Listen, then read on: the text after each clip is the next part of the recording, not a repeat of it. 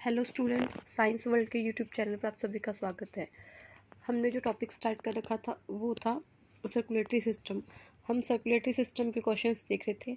आज हम देखेंगे आगे कुछ क्वेश्चन हमने पहले डिस्कस किए थे। इसके आगे हम कुछ और क्वेश्चंस देखते हैं। तो फर्स्ट क्वेश्चन क्या है हमारा, the lub sound of the heart beat is caused by, कि जो लब साउंड है वो कब प्रोड्यूस होती है।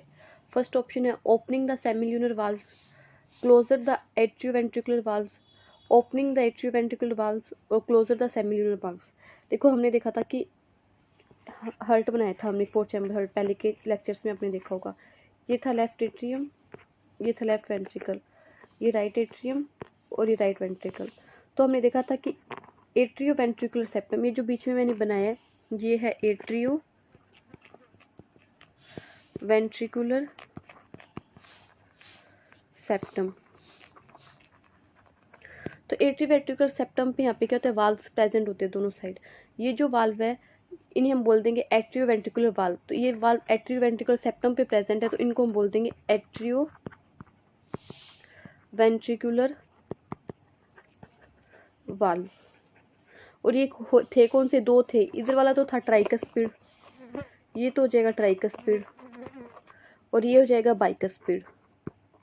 बाइकस्पिड या फिर इसे हमने एक नाम और दिया था मिट्रल वाल्व। ये हमने पहले के लेक्चर में भी देखा था। तो क्या होता है कि जब ये दोनों वाल्व बंद होते हैं ना, एट्रियोवेंट्रिकुलर वाल्व जब ये क्लोज होते हैं तो क्या होता है, लब साउंड प्रोड्यूस होती है। तो क्या होता है, लब साउंड जो होती है प्रोड्यूस होती है। तो उस क्वेश्चन में हमसे ये पूछा है कि लब साउंड कब प्रोड्यूस होगी। तो ये प्रोड्यूस होगी हमेशा, जो कोई भी साउंड है वो प्रोड्यूस होती है क्लोजिंग पे। जब कोई भी वाल्व क्लोज करेगा ना तो प्रोड्यूस होगी, ओपनिंग पे नहीं होगी। तो ओपनिंग वाली तो दोनों ऑप्शन काट दो। ऐसे आप एग्जाम में देख सकते हो कि साउंड हमेशा प्रोड्यूस होगी वाल्व जब क्लोज होता है तब, ओपनिंग पे कभी साउंड जो है वो प्रोड्यूस नहीं होती। तो दो ऑप्शन तो वैसे कट गए। अब लब पूछा है तो क्लोजर ऑफ एट्रियोवेंट्रिकुलर वाल्व्स पे क्या होगा, लब साउंड प्रोड्यूस होगी। और ये थे कौन से वाल्व, बाइकस्पिड वाल्व आ जाएगा और ट्राइकस्पिड वाल्व आ जाएगा। ये जो दोनों वाल्व होते हैं ये कौन से वाल्व होते हैं, एट्रियोवेंट्रिकुलर वाल्व्स होते हैं। और क्लोजर द सेमिल्यूनर वाल्व्स, ये जो डी ऑप्शन दिया है ना, इस पे जो साउंड प्रोड्यूस होती है वो होती है डब। ऐसा क्वेश्चन भी आपसे पूछा जा सकता है कि डब साउंड कब प्रोड्यूस होगी। तो उसका आंसर जाएगा क्लोजर द सेमिल्यूनर वाल्व्स। जब सेमिल्यूनर वाल्व्स क्लोज होंगे तो डब साउंड प्रोड्यूस होगी। बट हमसे ऑप्शन में पूछा लब साउंड, तो हम ऑप्शन नंबर सेकंड जो है वो टिक करेंगे, ये हमारा राइट आंसर होगा। नेक्स्ट क्वेश्चन देखते हैं, which valve prevents back flow of blood into the left atrium. ये क्वेश्चन आपको खुद से आना चाहिए कि बैक फ्लो को प्रिवेंट करेगा लेफ्ट एट्रियम में। तो अगर हम देखें कि जो चैम्बर बनाए थे हमने हर्ट के, लेफ्ट एट्रियम, लेफ्ट वेंट्रिकल, इधर वाली साइड आ जाएगा राइट एट्रियम और राइट वेंट्रिकल। तो ये लेफ्ट साइड में पूछा है ना, तो लेफ्ट साइड ही, और लेफ्ट साइड में कौन सा वाल्व था, बाइकस्पिड वाल्व था, बाइकस्पिड। और एक नाम और से दिया था हमने क्या, मिट्रल वाल्व। ये दोनों नाम एनसीईआरटी में दिए हुए हैं। तो यहाँ पे क्या लिखा हुआ है देखो, ऑप्शन में भी हमें बाइकस्पिड वाल्व नहीं दिया हुआ, हमें ऑप्शन किसका दिया हुआ है, मिट्रल वाल्व का दिया हुआ है। तो ट्राइकस्पिड वाल्व नहीं, क्योंकि इसने क्या पूछा, लेफ्ट साइड में, लेफ्ट एट्रियम को ध्यान में रखना है। लेफ्ट एट्रियम में पूछे तो ट्राइकस्पिड नहीं आएगा। पल्मोनरी वाल्व नहीं, mitral valve, yes mitral valve हमारा ऑप्शन होगा। और यहाँ पे अगर ये बाइकस्पिड लिख देता तो वो भी हमारा ऑप्शन होता है, ठीक है। और एरोटिक वाल्व नहीं, तो ऑप्शन नंबर सी क्या होगा, हमारा राइट आंसर होगा। अगर ऐसा क्वेश्चन बना देता ना, which valve prevents back flow of blood into the right atrium, बस यहाँ पे लेफ्ट की जगह राइट कर देता तो उसका फिर आंसर हमारा चेंज हो जाता। फिर हम यहाँ पे आंसर कौन सा लगाते हैं, ट्राइकस्पिड वाल्व। तो क्वेश्चन कैसा भी पूछे एग्जामिनर, अगर हमें कंसेप्ट क्लियर है तो हम दोनों के क्वेश्चन आंसर दे सकते हैं। अगर राइट एट्रियम में पूछता तो ट्राइकस्पिड वाल्व, और लेफ्ट एट्रियम में पूछे तो बाइकस्पिड वाल्व या मिट्रल वाल्व। तो option number C is right answer. Next question देखते हैं, क्वेश्चन को थोड़ा सा बड़ा करें। The hepatic portal vein carries blood from the gastrointestinal tract to the, हमने एक पोर्टल सिस्टम पढ़ा था हिपेटिक पोर्टल वेन का। ये किसके बीच में था, लीवर और इंटेस्टाइन के बीच में था, है ना। हमने देखा था कि इंटेस्टाइन से जो वेन होती है वो कहाँ जाती है, लीवर में जाती है। तो ये गैस्ट्रोइंटेस्टाइनल ट्रैक्ट से कहाँ जाएगा, हिपेटिक पोर्टल वेन लीवर में। तो option number C right answer हो जाएगा, क्योंकि हिपेटिक पोर्टल वेन लीवर और इंटेस्टाइन के बीच में प्रेजेंट होता है। तो ये ट्रैक इंटेस्टाइन से कहाँ जाएगा, लीवर के पास में जाएगा। तो ऑप्शन नंबर सी जो है वो हमारा राइट आंसर होगा। नेक्स्ट देखते हैं, the pacemaker. Next question क्या है हमारा, the pacemaker of the heart is located in which part. हमसे पूछा कि जो पेस मेकर हार्ट का वो कौन से पार्ट में लोकेटेड होगा। सबसे पहले तो हमें ये पता होना चाहिए ना कि पेस मेकर बोलते किसे हैं। अगर हमें यही नहीं पता होगा पेस मेकर होता क्या, तो हम इसका आंसर कैसे देंगे। पेस मेकर बोलते हैं हम एसए नोड को। एसए नोड को क्या बोलते हैं, पेस मेकर बोलते हैं। तो हमें पता चलेगा कि एसए नोड बोलते किसे हैं, सॉरी पेस मेकर बोलते किसे हैं, एसए नोड को बोलते हैं। अगर एसए नोड की हम फुल फॉर्म देखें ना, एसए नोड के बारे में थोड़ा सा देखें, तो एसए नोड की फुल फॉर्म हो जाएगी साइनो एट्रियल नोड।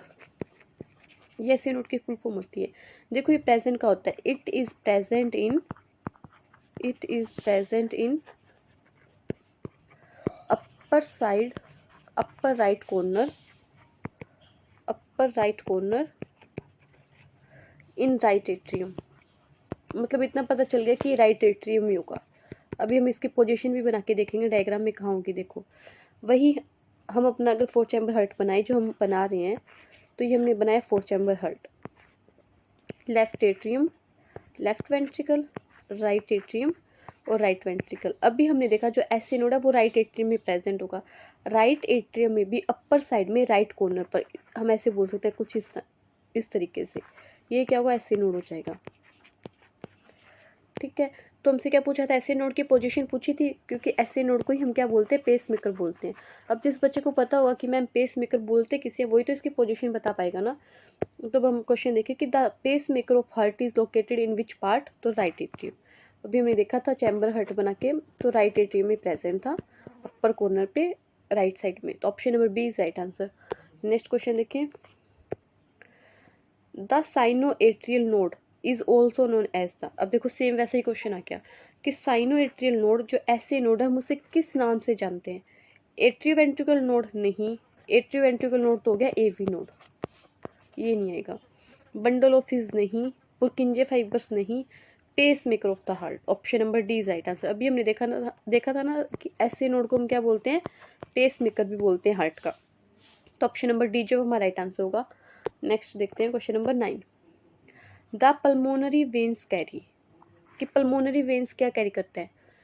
अब सबसे पहले देखें तो या हमें ये पता होना चाहिए कि ये ऑक्सीजनेटेड ब्लड कैरी करता है या फिर डीऑक्सीजनेटेड। अब इसको भी हम समझते हैं। वैसे तो ये हमने पहले के लेक्चर में डिस्कस किया हुआ, जो बच्चा स्टार्टिंग से मेरे लेक्चर देख रहा है उसको तो पता होगा, वो तो आंसर दे देगा। बट जो नए बच्चे जुड़े हैं उनके लिए बता देती हूँ मैं। ये हमने बनाया क्या, हमारा वही 4 चैम्बर हार्ट, और एक हमने ऐसे ऑर्गन बनाया था ऊपर, लंग्स। तो हमने क्या देखा था कि सबसे पहले जो भी हमारी बॉडी में जो भी ऑर्गन्स हैं उनसे ब्लड लेके सबसे पहले कहाँ पे आता है, डीऑक्सीजनेटेड ब्लड, किसके थ्रू, वेना कावा के थ्रू, राइट एट्रियम में आ गया। राइट एट्रियम में वेना कावा के थ्रू, फिर राइट एट्रियम से ये ब्लड गया राइट वेंट्रिकल में, और राइट वेंट्रिकल से किसकी हेल्प से, पल्मोनरी आर्टरी, क्योंकि हार्ट से हमेशा आर्टरी ही निकलती है। आर्टरी क्या लेके जाएगी, इसे लंग्स के पास लेके जाएगी। और ये ब्लड कैसा है, डीऑक्सीजनेटेड है, क्योंकि हमें पता है राइट साइड में हमेशा कैसा ब्लड होता है, डीऑक्सीजनेटेड ब्लड होता है ना। और फिर लंग्स में क्या हो गया, ये प्योर हो गया, और लंग्स से ऑक्सीजनेटेड ब्लड यानी प्योर ब्लड लेके कौन आएगा, क्योंकि हमेशा हार्ट में एंटर कौन करता है, वेन, तो पल्मोनरी वेन। तो अभी हमने देखा पल्मोनरी वेन में ब्लड है कैसा, ऑक्सीजनेटेड है। ठीक है, और ला कहाँ रहा है, लेफ्ट एट्रियम में ला रहा है।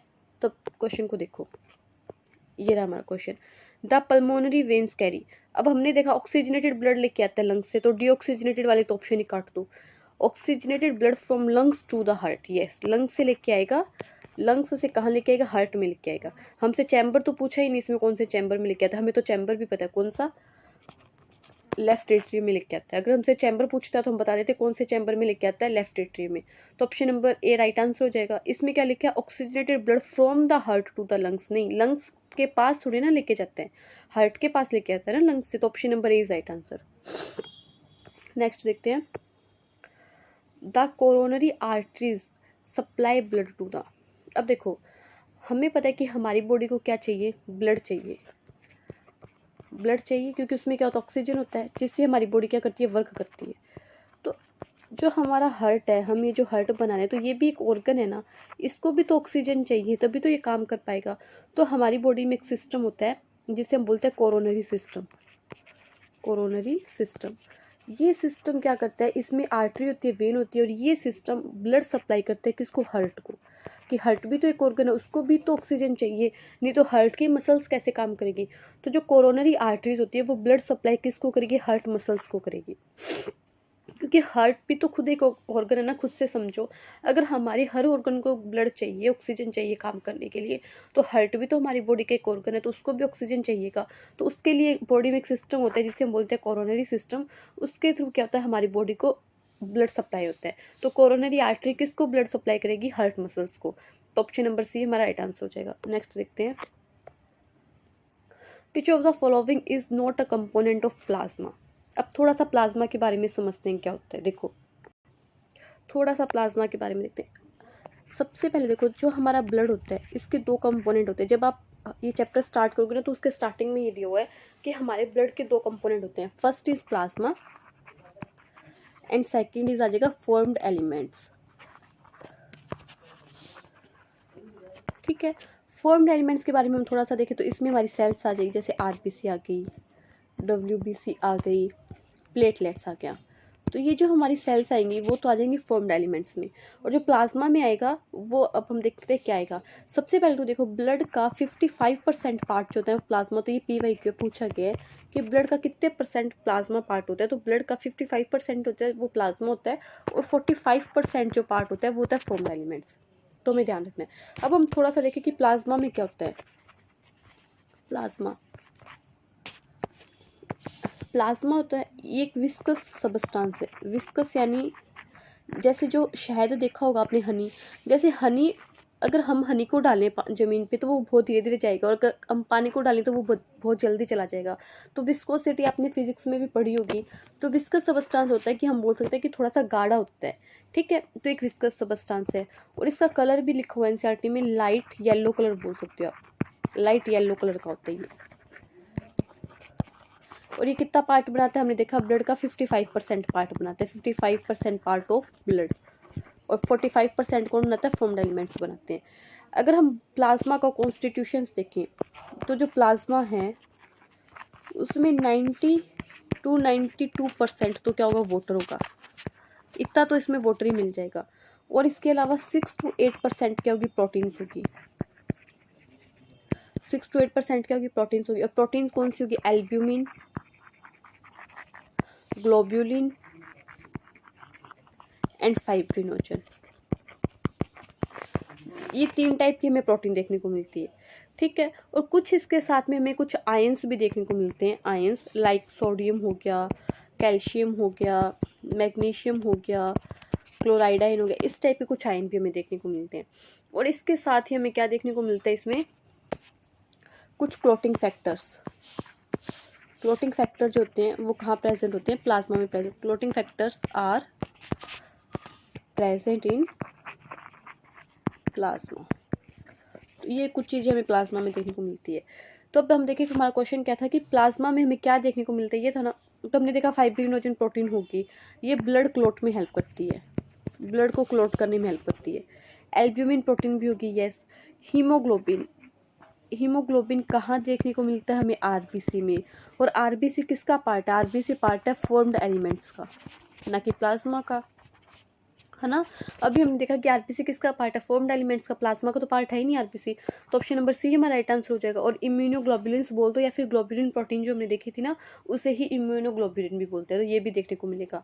और ये किस में हेल्प करता है, एंटीबॉडीज़ बनाते हैं। ये एंटीबॉडीज़ बनाने में क्या करता है, हेल्प करता है। तो इम्यूनोग्लोबुलिन्स क्या बनाती है, एंटीबॉडीज़ बनाती है, जो हमारे इन्फेक्शन में हेल्प करती है। किस में हेल्प करेगी, इन्फेक्शन में हेल्प करेगी, इन्फेक्शन को रोकेगी, मतलब इन्फेक्शन को रोकने में बोल सकते हैं। इन्फेक्शन से प्रिवेंट करती है, टू प्रिवेंट द इन्फेक्शन। तो इसमें क्या आ जाएगा, हमसे पूछे इस नोट पूछे ना, नोट को ध्यान से रखना है। तो हीमोग्लोबिन नहीं है, क्योंकि हीमोग्लोबिन आरबीसी में मिलेगा, और आरबीसी फॉर्म्ड एलिमेंट्स का पार्ट है। तो ऑप्शन नंबर सी हमारा राइट आंसर हो जाएगा। और हीमोग्लोबिन क्या काम करता है, ऑक्सीजन का ट्रांसपोर्ट करता है। ऑक्सीजन ट्रांसपोर्ट में क्या करता है, हेल्प करता है हीमोग्लोबिन। तो option number C right answer हो जाएगा। नेक्स्ट क्वेश्चन देखते हैं। अब देखो, थोड़ी देर पहले हमने देखा था लब साउंड ना, अब आ गई dub sound. The dub sound of the heart beat is caused by. अभी थोड़ी देर पहले मैंने बताया था कि साउंड हमेशा प्रोड्यूस होगी क्लोजर पे, ओपनिंग पे नहीं। जब भी वाल्व क्लोज करेगा तो साउंड प्रोड्यूस होगी। तो जो तो ओपनिंग वाले ऑप्शन है तो उनको तो ऐसे ही काट दो। और जो एट्रियो वेंट्रिकुलर वाल्व क्लोज कर रहा था तो कौन सी साउंड प्रोड्यूस हो रही थी? लब। अब हमसे पूछा कौन सा डब, तो ऑप्शन एक ही बचा हमारे पास में, इसको भी हमने कट कर दिया। तो closure of semilunar valves, जब सेमी ल्यूनर वाल्व क्लोज करेंगे तो कौन सा साउंड प्रोड्यूस होगा? Dub sound. तो ऑप्शन नंबर सी जो हमारा राइट आंसर हो जाएगा। नेक्स्ट देखते हैं। नेक्स्ट क्वेश्चन क्या बोल रहा है? The average resting heart rate of the healthy adult is, कि एक हेल्दी अडल्ट का हार्ट रेट कितना होगा? तो देखो, जब हम एनसीईआरटी पढ़ेंगे ना तो हमें दिया हुआ है कि 70 to 75 पर मिनट क्या होता है, एक हेल्दी पर्सन का हार्ट रेट होता है 70 to 75 पर मिनट। ठीक है, बट ये चेंज भी हो सकता है। जैसे मान लो कोई एथलीट है तो उसका ये चेंज भी हो सकता है। बट हमें क्या पूछा? नॉर्मल पूछो और एक एवरेज पूछा है, तो हम इसको कंसीडर करेंगे 70 to 75 पर मिनट। और नॉर्मली हम इसे मानते हैं एवरेज में 72 per minute, 72 heart beat per minute. तो ऐसा ऑप्शन देखिए 40 to 60, 40 to 60 में ये 70 नहीं आएगा तो ये ऑप्शन गलत हो गया। 60 to 100, यस 60 to 100 के बीच में हमारा 70 to 75 आ जाएगा, तो option number B right answer हो जाएगा। और बाकी के तो ऑप्शन आप देखोगे तो मैच नहीं हो रहे, क्योंकि ये ज़्यादा जा रहा है, 100 से आगे जा रहा है और ये 120 से आगे। तो इतना तो हार्ट रेट एक हेल्दी पर्सन का एवरेज में पूछा तो इतना नहीं होता, तो option number B right answer होगा। हमें ध्यान रखना कितनी हार्ट रेट होती है एक हेल्दी पर्सन की, 70 to 75 पर मिनट। और ऑप्शन के हिसाब से देखिए जो ऑप्शन इस क्वेश्चन में है तो 60 से 100 के बीच में आ जाएगा। नेक्स्ट क्वेश्चन देखते हैं। नेक्स्ट क्वेश्चन क्या बोल रहे हैं? Which of the following is a granulocyte. अब आप बोलोगे मैम ये क्या होता है ग्रैन्युलोसाइट? जिस बच्चे ने पढ़ा है उसे तो पता होगा, तो थोड़ा सा इसका कंसेप्ट देख लेते हैं कि ग्रैन्युलोसाइट क्या होता है। अब देखते हैं, एक नेक्स्ट पेज पे देखते हैं इसको, ग्रैन्युलोसाइट क्या होता है। देखो, फॉर्म्ड एलिमेंट्स जब हमने पढ़ा था तो उसमें हमने पढ़ा था WBC। WBC को एक और भी नाम देते हैं, हम इसे ल्यूकोसाइट भी बोलते हैं। अगर कहीं ल्यूकोसाइट लिखा हुआ दिख जाए ना तो समझ लेना कि WBC की बात हो रही है। WBC को हम दो पार्ट में डिवाइड कर सकते हैं, ग्रेन्युलोसाइट और ए ग्रेन्युलोसाइट। ग्रेन्युलोसाइट मतलब जिसमें ग्रेन्यूल्स प्रेजेंट है, और ए ग्रेन्युलोसाइट की जिसमें ग्रेन्यूल्स क्या है, एब्सेंट है। ठीक है, तो अब देखिए कि जो ग्रेन्युलोसाइट होते हैं ना, ग्रेन्युलोसाइट वो होते हैं 3 टाइप के। सबसे पहले आ जाएगा एसिडोफिल, एक आ जाएगा बेसोफिल और एक आ जाएगा न्यूट्रोफिल।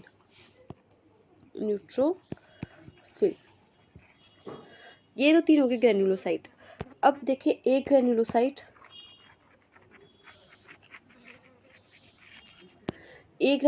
में आ जाएगा मोनोसाइट एंड लिम्फोसाइट। ये क्या हो जाएंगे? एक ग्रेन्युलोसाइट। तो ऑप्शन देखो, अब आपको माइंड में होगा ग्रेन्युलोसाइट में हमने क्या देखा था, एसिडोफिल, बेसोफिल और न्यूट्रोफिल। और ये तो ग्रेन्युलोसाइट में आ जाएगा। ए ग्रेन्युलोसाइट में क्या देखा था, ए ग्रेन्युलोसाइट में लिम्फोसाइट और मोनोसाइट। तो देखो लिम्फोसाइट ग्रेन्युलोसाइट नहीं है, ये तो ए ग्रेन्युलोसाइट, तो ऑप्शन गलत। मोनोसाइट भी नहीं है, न्यूट्रोफिल यस, और एरिथ्रोसाइट हम बोलते हैं आरबीसी को। बट ये जो ग्रेन्युलोसाइट और ए ग्रेन्युलोसाइट का ये जो हम बोल सकते हैं क्लासिफिकेशन है WBC का है, तो एरिथ्रोसाइट को तो हम इसमें कंसीडर ही नहीं करेंगे, तो ऑप्शन नंबर सी क्या हो जाएगा, हमारा राइट आंसर हो जाएगा। नेक्स्ट देखते हैं, which blood cells are primary responsible for immune response. Red blood cells ये तो करती है ऑक्सीजन का ट्रांसपोर्ट, साथ में हम इनके फंक्शन देखें तो ऑक्सीजन के ट्रांसपोर्ट में हेल्प करती है। प्लेटलेट्स हेल्प करती है ब्लड क्लोट करने में, और वाइट ब्लड सेल्स क्या करती है, इम्यून सिस्टम में क्या करती है, रिस्पॉन्स करती है। तो ऑप्शन नंबर सी क्या हो जाएगा, हमारा राइट आंसर हो जाएगा। नेक्स्ट देखिए question number 25, what is the liquid component of blood cold. अभी हमने देखा था ब्लड का जो 2 कंपोनेंट थे, एक तो प्लाज्मा और एक था फॉर्म्ड एलिमेंट्स। तो उसमें से जो लिक्विड कंपोनेंट है वो कौन सा है, प्लाज्मा। तो ऑप्शन नंबर क्या ए क्या आ जाएगा, हमारा राइट आंसर आ जाएगा। हीमोग्लोबिन किस में प्रेजेंट होता है, आरबीसी में। ठीक है, और सीरम क्या होता है कि जब अगर हम देखें प्लाज्मा में से हम माइनस कर दे क्लोटिंग फैक्टर को, तो इक्वल में जो बचता है वो क्या होता है, सीरम होता है। ठीक है, तो सीरम भी हमने देख लिया क्या होता है। ऑप्शन नंबर ए क्या हो जाएगा, हमारा राइट आंसर हो जाएगा कि लिक्विड कंपोनेंट पूछा है किसका, ब्लड का, तो क्या होगा प्लाज्मा। और कितना परसेंट होता है, 55% होता है। आगे देखें, विच component of blood fight infection, कि इन्फेक्शन में कौन फाइट करता है, रेड ब्लड सेल्स नहीं, ये तो हमने देखा था ऑक्सीजन के ट्रांसपोर्ट में हेल्प करेगी वाइट ब्लड सेल्स। यस, ये क्या करती है, इम्यून सिस्टम से रिलेटेड होती है ना ये, तो ये क्या करेगी, फाइटिंग में क्या करेगी, इन्फेक्शन मतलब बैक्टीरिया और उसे फाइट करने में क्या करेगी, हमारी हेल्प करेगी। ठीक है, प्लेटलेट्स ब्लड क्लॉट में हेल्प करती है, ये ब्लड का क्लॉट करवाएगी। और प्लाज्मा हमने देखा था 55% पार्ट होता है ब्लड का, और ये कैसा होता है, लिक्विड सब्सटेंस होता है, ब्लड का लिक्विड कंपोनेंट होता है। तो ऑप्शन नंबर बी क्या हो जाएगा, राइट आंसर हो जाएगा। नेक्स्ट देखें, which chamber of the heart receives deoxygenated blood from the body से डीऑक्सीजनेटेड ब्लड कौन सा चैम्बर रिसीव करता है। तो अभी थोड़ी देर पहले हमने डायग्राम बनाया था, वो वापस से बना लेते हैं हम। Left atrium, left ventricle, right atrium, right ventricle, और यहाँ पे हमने बॉडी के क्या बनाए थे, ऑर्गन्स बनाए थे, और उससे डीऑक्सीजनेटेड ब्लड हमने कौन से चैम्बर में डाला था, वेना कावा के थ्रू, राइट एट्रियम में डाला था। तो क्वेश्चन देख लो, डीऑक्सीजनेटेड ब्लड कौन सा चैम्बर रिसीव करता है, हार्ट का राइट एट्रियम। अगर हम देखें वापस से डायग्राम, तो ये राइट एट्रियम है, ये क्या करेगा, पूरी बॉडी से डीऑक्सीजनेटेड ब्लड क्या करेगा, रिसीव करेगा यहाँ पे ऑर्गन से। तो ऑप्शन नंबर बी क्या हो जाएगा, राइट आंसर हो जाएगा। नेक्स्ट देखते हैं question, which blood vessels has the thickest wall, कि कौन सी ब्लड वेसल की थिकेस्ट वॉल होगी, वेन की, कार्पिलर की, आर्टरीज की, या वेन्यूल्स की। तो ऑप्शन नंबर सी क्या होगा, राइट आंसर होगा। इसमें क्या होता है, ब्लड बहुत हाई प्रेशर से फ्लो करता है, ब्लड क्या करता है, हाई प्रेशर से फ्लो करता है, तो उसको क्या करने के लिए, मेंटेन करने के लिए इनकी वॉल क्या होती है, बहुत थिकेस्ट होती है। और कैपिलरी की क्या होती है, बहुत थिन होती है, ये क्या होती है, बहुत थिन वॉल होती है इनकी, जिससे क्या होता है, न्यूट्रिशन और जो गैसेज होती है ना, गैसेज और न्यूट्रिशन का क्या होता है, हम बोल सकते हैं एक्सचेंज होता है। तो हमसे पूछे थिकेस्ट वॉल, तो ऑप्शन नंबर सी क्या हो जाएगा, राइट आंसर हो जाएगा। नेक्स्ट क्वेश्चन देखें, what is the function of pericardium, pericardium का क्या फंक्शन है, पंप ब्लड, ब्लड को पंप करना, प्रोटेक्ट द हार्ट, हार्ट को प्रोटेक्ट करना, ऑक्सीजनेट ब्लड, ब्लड को ऑक्सीजनेट करना, फिल्टर ब्लड, ब्लड को फिल्टर करना। तो देखो, ऑक्सीजनेटेड करना ब्लड का काम होता है लंग्स का, अभी हमने थोड़ी देर पहले पढ़ा था, लंग्स में क्या होता है, ऑक्सीजन एंटर करती है और CO2 बाहर निकलती है। ब्लड को फिल्टर करने का काम होता है किडनी का। तो हमसे पूछे पेरिकार्डियम का क्या फंक्शन है, तो ये क्या करती है, हार्ट को प्रोटेक्ट करती है। अगर हम एक हार्ट बनाएं तो उसके चारों तरफ क्या होता है, एक ऐसी लेयर होती है जिसे हम बोलते हैं पेरिकार्डियम, जिसे हम क्या बोलते हैं, पेरिकार्डियम बोलते हैं। तो ये पेरिकार्डियम क्या करती है, प्रोटेक्ट करती है हार्ट को, protect the heart. Shock absorber होती है, कि कोई भी शॉक लगता है बॉडी में तो उसका क्या कर लेती है, अब्जॉर्ब कर लेती है, जिससे क्या होता है, ब्लड हार्ट क्या रहता है, प्रोटेक्ट रहता है। तो हम देखें, तो हार्ट को प्रोटेक्ट करेगी कौन, पेरिकार्डियम। तो ऑप्शन नंबर बी क्या हो जाएगा, राइट आंसर हो जाएगा। नेक्स्ट देखें, विच of the following sales does not exhibit phagocyte activity. देखो, फैगोसाइट एक्टिविटी होता है कि बैक्टीरिया को खा जाना, बैक्टीरिया को खा जाना, अगर हम देखें तो सिंपल सी बात में। तो ये जो फैगोसाइटिक एक्टिविटी होती है ना, वो वाइट ब्लड सेल्स जो हमने देखी थी WBC में, उसमें जो मोनोसाइट थी और जो न्यूट्रोफिल थी वो शो करती है ये फैगोसाइटिक एक्टिविटी। तो मोनोसाइट शो करेगी, न्यूट्रोफिल्स भी शो करेगी, बट हमसे पूछे डज नॉट। और मैक्रोफेजेस जो होती है वो भी शो करती है, बट बेसोफिल शो नहीं करती। तो ऑप्शन नंबर सी क्या होगा, राइट आंसर होगा। ठीक है, नेक्स्ट देखते हैं, which of these structure separate the atria of the heart. अब देखो क्या कह रही है कि हम ये जो बनाते हैं डायग्राम में से, तो उसमें कुछ हम ऐसी लाइनें बनाते हैं, ये सेपरेट करते हैं ना हार्ट के चैम्बर्स को। तो ये क्या बनाते हैं हम ऐसी लाइनें, जैसे मैंने लेफ्ट एट्रियम बनाया, फिर लेफ्ट वेंट्रिकल, फिर राइट एट्रियम, राइट वेंट्रिकल। तो ये जो सेप्टम बोलते हैं, क्या बोलते हैं, सेप्टम। ये दोनों एट्रिया के बीच में सेप्टम है, तो इसे बोलेंगे इंटर एट्रियल सेप्टम। ये दोनों वेंट्रिकल के बीच में सेप्टम है, तो इसे बोलेंगे इंटर वेंट्रिकल सेप्टम। और ये वाला जो सेप्टम है, ये वाला जो सेप्टम है दोनों एट्रिया के बीच में, ये वाला जो सेप्टम है वो दोनों वेंट्रिकल के बीच में, बट ये वाला जो सेप्टम है ये एट्रिया के बीच में भी और वेंट्रिकल के बीच में, तो इसे बोलेंगे एट्रिया वेंट्रिकुलर सेप्टम। अब देखो इसको मैं अलग कलर से मार्क करके दिखाऊं तो देखो ये वाला जो सेप्टम है इतना, ये तो हो गया इंटर एट्रियल सेप्टम, ठीक है।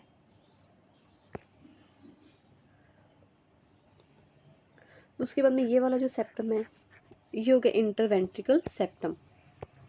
फिर उसके बाद में हम देखें ये वाला जो सेप्टम है इन दोनों के बीच में, ये वाला सेप्टम हो गया एट्रा वेंट्रिकुलर सेप्टम, ठीक है। तो इनको चैम्बर्स को अलग कौन करता है, सेप्टम अलग करता है। तो ऑप्शन देखिए इसमें हम, which of these structure separate the atria of the heart, septum. Ventricles तो हमें पता है चैम्बर होते हैं, नीचे वाले जो दोनों चैम्बर होते हैं उनको क्या बोलते हैं, वेंट्रिकल्स बोलते हैं। पुरकिंजे फाइबर हमने देखे थे कि यहाँ से क्या निकलते हैं, पुरकिंजे फाइबर्स निकलते हैं बंडल ऑफ हिस्से, जो क्या करते हैं वेंट्रिकल्स में क्या करते हैं, एक्शन को सप्लाई करते हैं। वेंट्रिकल में जो एक्शन पोटेंशियल होता है ना उसको लेके जाते हैं, ठीक है। तो इस क्वेश्चन का आंसर क्या हो जाएगा, ऑप्शन नंबर ए। नेक्स्ट क्वेश्चन देखते हैं। नेक्स्ट क्वेश्चन देखते हैं, which of the following is the most commonly used body fluid. जब हम इस चैप्टर को स्टार्ट करते हैं तो उसमें दो टाइप के बॉडी फ्लूइड दिए हुए हैं हमारी एनसीईआरटी में। बॉडी फ्लूइड एक तो दिया हुआ लिम्फ और एक दिया हुआ ब्लड, पर जो ब्लड है ना वो मोस्ट कॉमनली है।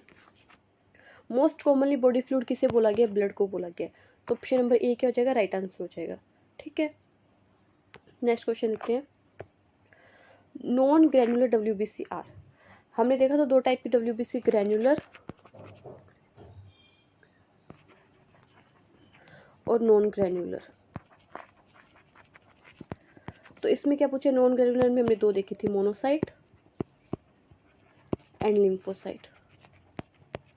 तो देख लो ऑप्शन, मोनोसाइट एंड लिम्फोसाइट ए दे दिया। इसमें बेसोफिल दे दी, बेसोफिल नहीं होगी। इसमें इयोसिनोफिल ना हम एसिडोफिल को ही बोलते हैं, जो एसिडोफिल देखी थी ना उससे ही इयोसिनोफिल भी बोलते हैं। और बेसोफिल दे दी, ऑप्शन दोनों ही गलत है।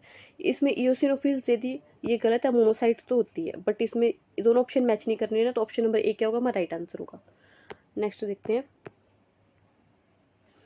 White blood cells engulf bacteria in a process cold. अभी हमने देखा था कि जो वाइट ब्लड सेल्स होती है वो बैक्टीरिया को खा जाती है, इनगल्फ कर जाती है। तो इस प्रोसेस को हम बोलते हैं फैगोसाइटोसिस। हमने देखा था ना फैगोसाइटोसिस कौन करता है, एक तो न्यूट्रोफिल करती है और ये करती है मोनोसाइट। ये जो दोनों वाइट ब्लड सेल है ना ये क्या करती है, इनगल्फ कर जाती है बैक्टीरिया को, फैगोसाइटोसिस शो करती है। इस प्रोसेस को हम बोलते हैं फैगोसाइटोसिस। एक्टिव ट्रांसपोर्ट जिसमें ATP यूज होगा, ये तो हमने पढ़ा ही है सेल वाले चैप्टर में। पैसिव ट्रांसपोर्ट जिसमें ATP यूज नहीं होगा, नॉट ATP यूज, ठीक है। और डाइपैडेसिस होता है मूवमेंट ऑफ WBC, जो मूवमेंट होती है WBC की उससे हम क्या बोलते हैं, डाइपैडेसिस बोलते हैं, movement of WBC। I hope आपको ये क्वेश्चन आज के समझ में आए होंगे। जितने क्वेश्चन मैं लेके आई थी वो मैंने डिस्कस कर लिया आप लोगों के साथ में। अगर आपको ये सीरीज़ अच्छी लग रही है, क्वेश्चन भी समझ में आ रहे हैं, आपको लग रहा है कि हाँ इससे फ़ायदा होगा, तो आप मेरे चैनल को लाइक शेयर एंड सब्सक्राइब करें। अपने फ्रेंड्स को बताएं कि इस टाइप की क्लासेस चल रही है यूट्यूब पे, जिससे उनको भी फ़ायदा हो। Thank you.